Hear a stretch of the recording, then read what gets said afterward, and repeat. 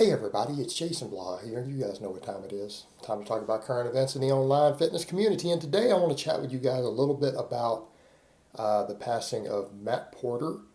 And yes, I know this isn't fitness news, it's bodybuilding news. And I do want to make that distinction because I always tell you guys the bodybuilding world really needs to be pushed out of the fitness world. It really isn't part of fitness in any way, like not even by any stretch of the imagination. But let me go ahead and put on my plus 5 hat of speechcraft. Let's talk about this. All right. I actually didn't know who this guy was until I saw the passing of him. I went and read everything that I could find about it. I read all the news stories, listened to stuff with his wife talking about it. And I legitimately feel bad for this guy's wife and family. And this is kind of the point I want to make to you guys when it comes to this bodybuilding thing. We're seeing more and more of these guys die, more of them getting hurt. More of them going in the hospital. In fact, even ones like right here on YouTube. I mean, Eric Konevsky's buddy Brandy just went into the hospital, was in ICU and on dialysis. Right? Not even a pro yet. NPC guy trying to turn pro. I personally have a personal friend who, while still NPC and trying to go pro, got hospitalized a couple times and he quit competing completely. He's come off of pretty much all the gear. He's down 50 pounds. But he's healthier, happier. He's got a better life having gotten out of this nonsense. So the point we come to with all of this, and this is the tragedy of this community, and it's what I tell you guys: bodybuilding is dangerous, it's reckless, and when you have other responsibilities in life, you really can't get caught up in this nonsense. And we just have to be honest about that. And people who don't understand that, it's fine. You could say, well, Rich Piana lived like a lion before he died. Rich Piana had enormous amounts of emotional issues. He was not a happy person. So you can say that all you want, but you've never talked to any of his exes personally. Right? He was not a happy person. He didn't have a good life. So again, no one would do to their body what he did with all the site enhancement and collagen and everything else that he put into his body if they were happy.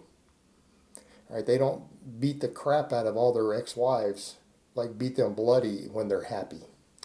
So you guys can have these views if you want, but that's not reality. And you come back over to someone like this. So this is a man with a wife and with a child. In what world does anyone out there think hey, this is a good thing? This guy has left a child who is now not going to have a father as a result of this. I mean, and it would be one thing if it's noble. You know what, man? We lose police officers. We lose firefighters. We lose people overseas in war. But these we know, are high-risk jobs. They're generally done with good intentions. Right? I mean, usually, we could argue about that all we want. You could argue about whether a war is justified or not. Right? We can argue about that. That's a valid point of argument. But generally, people who join the military doing so with good intentions. Right? It's intended to be a noble thing on their part. And they understand it's a dangerous job. They understand they might be sacrificing. It's the same with a firefighter.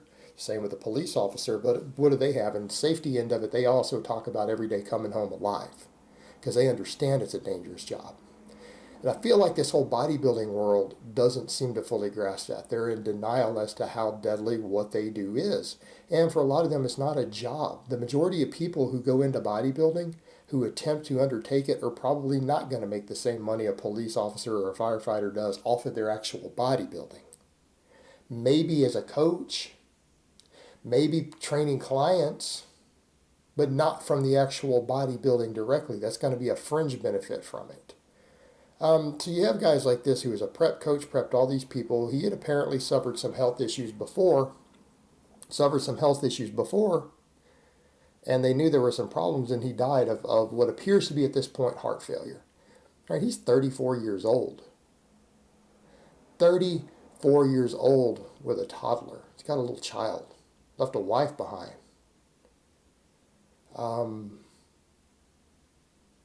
And we could look at this, and this is the sort of stuff that makes me say, hey, bodybuilding, this is a problem. It's a terrible thing. Now, you're going to have all the bodybuilding apologists who are going to come out and say, well, it was just, it was a fluke thing. And it's like, are you guys serious? Look at the health problems all you guys have. Majority of serious bodybuilders suffer health problems. Look at y'all's blood work. And it's not just the drugs. Like, that's a big part of it. That's a big part of it. But it's not the entirety of it. The dieting. People need to understand there is a healthy body fat range. There's a healthy body fat range. And we don't just say, so that's the point. We have a range. It's not just, hey, being overweight is bad. We have a range. There's a reason for that. Being too lean is bad. And that's got scientific literature on it. There have now been studies done on drug-free pre-contest bodybuilders. Their blood work is horrific. Guys who are doing it even completely drug-free, their blood work looks horrific. They are not healthy people. It is simply not healthy to get that emaciated in terms of body fat. It's not. And just because you use a bunch of drugs to hold on to your muscle doesn't make it healthier. By any stretch of the imagination. You don't get healthier because you blasted $1,000 a month worth of drugs so that you don't lose muscle. Because if you didn't do that, you would look just like these little skinny guys who are legit naturals. Most of them, a lot of them end up being 150 pounds at contest lane, and they just look like skeletons. That's how I view them personally. I mean, you're going to have a different view of it. That's how these guys would look if they didn't do all the drugs. That's what they would look like. It's just a starvation thing. It's starvation diets. Starving themselves. But then you have all the drug abuse in. And it's not just steroids, guys. It's not just steroids. All the site enhancement. Because every one of these guys are pinning stuff in their arms and delts. They have all this scar tissue buildup. They have all this oil encapsulation. Right? That actually carries its own health risks. It's all the diuretics, all the insulin, all the other stuff that these guys are using. It has a toll. This all takes a toll on your body. Like, people have this weird idea when they see this, oh yeah, well, they use some steroids. It's like, that's such a downplaying of the statement. Because if they just use some steroids, they wouldn't even have the problems that they have. That's not all they do, and it's not just some. Some of these guys are using amounts that would absolutely blow your mind.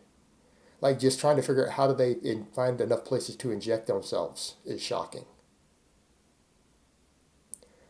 Then all the other stuff. It's not just steroids. Some of these guys are on 7, 8, 9 different drugs that are not steroids on top of it. And that's assuming they don't do party drugs either. Because that's a whole scene in the bodybuilding world. Because why not? I mean, once you're sticking yourself 6 or 7 times every day already with other stuff, well, it's one more needle to get higher to party. And that's also a factor also. And I know Jerry Ward's even talked about that in detail. That's a whole separate scene in the hardcore bodybuilding world. That is part of the hardcore bodybuilding world, is the recreational drugs on top of it. Because why not? What's one more drug at the end of the day, right? They want to party. So, you have these situations, and then you have to look at this and say, at what point do people who get caught up in this bodybuilding world not understand this? It's like this denial. And quite frankly, once you start bringing other people into your life, fine, it's one thing. If you want to throw away your own life, go ahead. By all means, do so. But when you're married or you have children and things like that, especially once you're having children, you really have no business being involved in this world anymore. Because that is so reckless and so selfish. The downside is that the problem is that many of the bodybuilders don't know how to do anything else. And that's the unfortunate part, is that they never learned any other skill. And the unfortunate part is that because the hardcore bodybuilding world is so caught up in only understanding that how they train is based around their drugs, they don't know how to train without them. They don't know how to train clients without them. And if they come off everything, then they shrink to nothing. And they literally look like nothing anymore. They don't even look like they lift once they come off half the time. And there's been numerous cases of that. Well, that's then hard for them to train people, man, because they're like, well, people realize at that point, wow, you were literally nothing but the drugs. They weren't the genetic freaks that you think they are. Look at some of these guys who went pro and then they've gone completely clean and they don't compete anymore 10 years later, who still supposedly lift. They don't look like they lift. So the pretty much the gig is up at that point, right? It's over. They can't pull that line anymore. Oh yeah. It's like the drugs helped, but they helped, but I still know how to train, because clearly they don't. That's real hard to sell to clients. So they get caught up in this world, and it's very unfortunate. And I think that's what happens. That's very much what happens, and they don't know how to do anything else. and it's hard for them to even get clients or anything else. And I think it's sad. And this is a perfect example of that, though. This guy, 34 years old, 34 years old, dropped dead. And it is because of the bodybuilding, because none of these guys are healthy. None of them are healthy. And again, talk about selfishness, absolute selfishness. Especially once you have a wife and children and things like that. You guys got to learn to just let go of this stuff. But again, sane people don't get drawn to hardcore bodybuilding. People who are well balanced emotionally, who don't have psychological issues, are probably not going to do it to begin with. Also, the unfortunate reality. But at the end of the day, we have to stop spinning this as being part of the fitness world, because it's not.